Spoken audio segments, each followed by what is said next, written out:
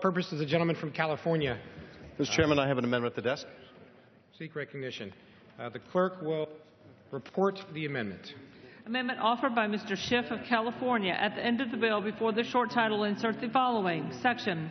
None of the funds made available by this act may be used after March 31st, 2016 for operations inherent resolved in the absence of a law enacted by Congress before such date that specifically authorizes the use of military force against the Islamic State of Iraq and the Levant.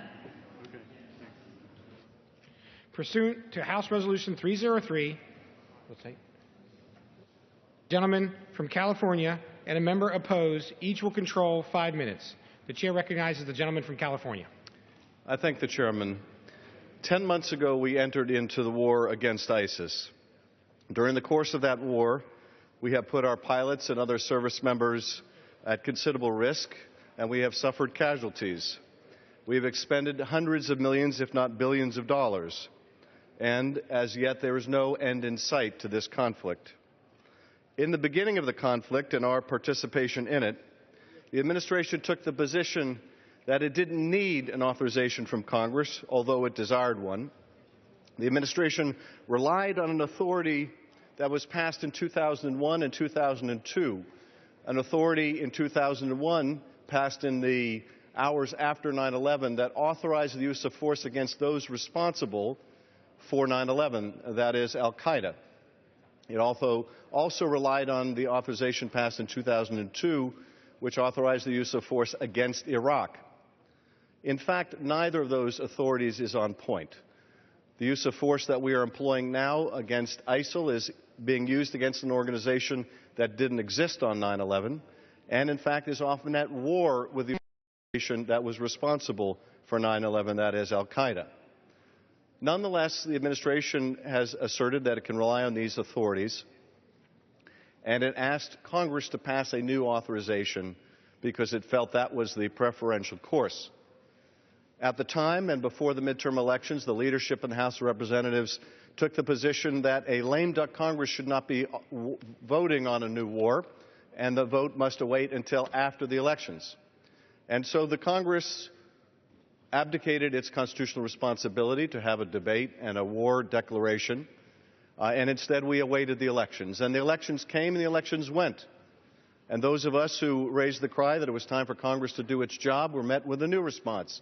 We couldn't vote on authorization now because the administration hadn't sent us one, even though there's nothing in the Constitution that provides that Congress shall declare war only when asked by the executive or only when asked politely by the executive.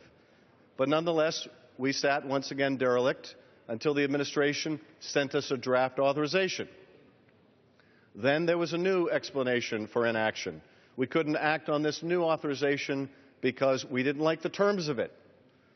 This was irrespective of the fact that the Congress has all the power it needs to change that draft or operate in a completely new draft authorization, and still we did nothing. And then the explanation was given we couldn't act on a war authorization because we had to have a vote on the negotiations with Iran, even though those negotiations were not yet complete. And so we had a vote on the negotiations with Iran, in effect, a vote to later have a vote. And now we are here once again with a series of shifting rationales for why we don't have a debate on this war ongoing now for 10 months. This must come to an end. The amendment that I've offered this evening would provide that the funds shall be expended for the war against ISIS after a certain date in March of next year, unless Congress authorizes a war against ISIS. If this is worth fighting, and I believe it is, I believe this ought to be authorized, it's worth having Congress do its job. If we're going to ask our service members to risk their lives, we ought to have the courage ourselves to make a vote on this war. And with that, I'll reserve the balance of my time. The gentleman reserves. The gentleman from New Jersey is recognized. Mr. Chairman, I rise to claim time in opposition to the bill. The gentleman is recognized. Amendment. I rise in opposition to the amendment. Currently, U.S. military forces are conducting multiple airstrikes against ISIL in Iraq and Syria. Without this authority, these campaigns would stop immediately. Should this authorization of use of military force be replaced? Perhaps it should. On May 19th, Speaker Boehner urged President Obama to start from scratch on a measure to legally authorize the Islamic State conflict, declaring, "We don't have a strategy." I agree with the Speaker. We have no strategy with regard to ISIL. Recently, President Obama stated he still does not have a comprehensive or complete strategy for defeating the Islamic State. A sad commentary. Shifting rationale, shifting strategy, no strategy. At a time when sectarian tensions are at their highest levels since the end of Operation Iraqi Freedom in December of 2001, the terrorists have once again succeeded in capturing control of major cities in Iraq, killing innocent citizens, causing thousands of families to flee. What kind of message are we sending with this amendment to both the Iraqi people, to our soldiers and Marines who have valiantly served and sacrificed? Even now, the President is suggesting sending another 400 advisors to advise and train and equip Iraqis to recapture Ramadi. This amendment is not about substance, it's about symbolism. Unfortunately, its effect would be much more than symbolism. Acceptance of this amendment would rob our nation of one of the key authorities our Commander-in-Chief relies to keep us safe. I strongly urge rejection of the amendment and yield my time to my ranking member, Mr. Moskowski, if he desires the time. Going to seek time from the gentleman Okay, thank from California. you. I yield back. The gentleman from New Jersey yields back. The gentleman from California is recognized. May I inquire how much time I have remaining? 1.5 minutes.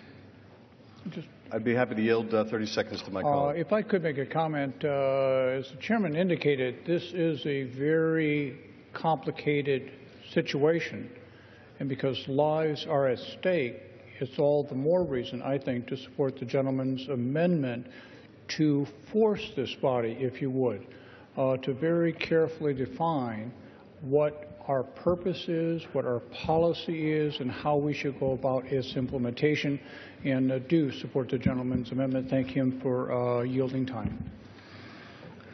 I thank the gentleman and would like to respond to my colleague's points. First of all, the effect of this is not to end funding immediately. The effect of this would end fund in 9 months if we fail to take up and pass an authorization. Certainly, 10 months into this war and 9 months from now ought to be ample time for the Congress to do its constitutional duty. Second, my colleague makes a point that he doesn't agree with the President's strategy. We may take issue with the President's strategy, and we all have our opinions about how this war ought to be waged. But one thing is clear is it's not going to impact strategy if Congress does its job or not. That impacts our institution. That doesn't impact the presidency. It's our institutional interest in having a voice in the war-making authority that's at stake here. Finally, the gentleman asked, what kind of a message are we sending with an amendment like this?